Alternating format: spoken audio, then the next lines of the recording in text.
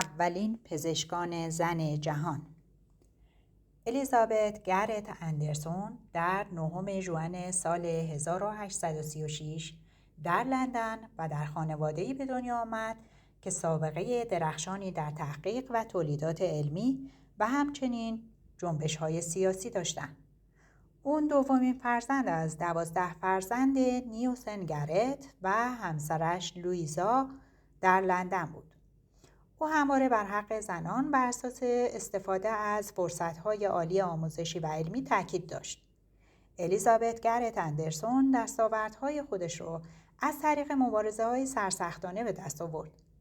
گرچه الیزابت در آزمون‌های ورودی دانشکده پزشکی پذیرفته شده بود، اما در حالی که اون از تحصیل در دانشکده پزشکی منع شده بود، از طریق آموزگار خصوصی به مطالعه ادامه داد. اون سالهای ابتدایی کارش رو به صورت خصوصی و به عنوان دستیار چند تا پزشک محلی تبابت کرد. گرچه سیستم مانع اخذ مدرک پزشکی زنان میشد. گرت اندرسون یک راه گریز پیدا کرد و در امتحانات پزشکی بالاترین نمره ها رو کسب کرد. اون بعد از الیزابت بلکول دومین پزشک زن در جهان شناخته شد. خواهر کوچکتر او میرسنت فاوست یکی از رهبران مبارزات قانون اساسی برای حق رأی زنان بود.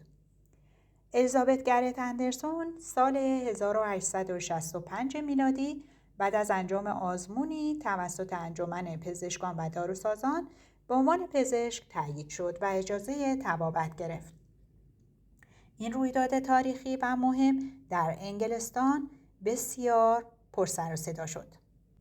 اهمیت این اتفاق تا آنجا بود که تا ماه‌ها در محافل علمی اروپا از الیزابت گرت و موفقیت‌های اون صحبت می‌شد.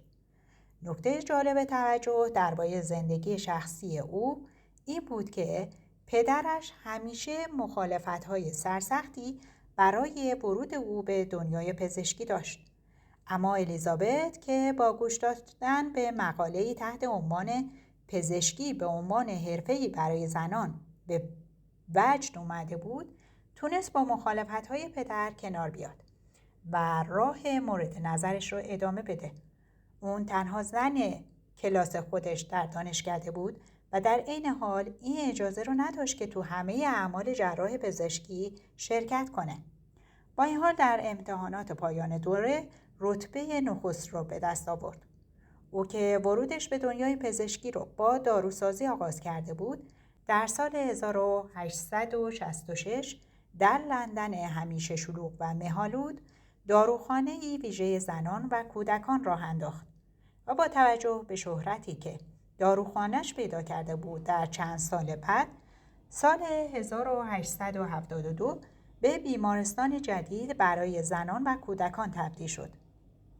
الیزابت گرت اندرسون به عنوان مادر پزشکی زنان در انگلستان شناخته شد. او دومین زن انگلیسی بود که واجد شرایط پزشکی و جراح در بریتانیا شد. او بنیانگذار بیمارستانی بود که برای اولین بار توسط کارکنان زن اداره می‌شد. اولین زنی بود که رئیس یک دانشکده پزشکی شد. اولین دکتر طب زن در فرانسه، اولین زن در انگلیس که در هیئت مدیره مدرسه انتخاب شد و همچنین به عنوان شهردار اولین شهردار زن و دادرس در بریتانیا بود. الیزابت گرت اندرسون به عنوان مادر پزشکی زنان در انگلستان شناخته شد.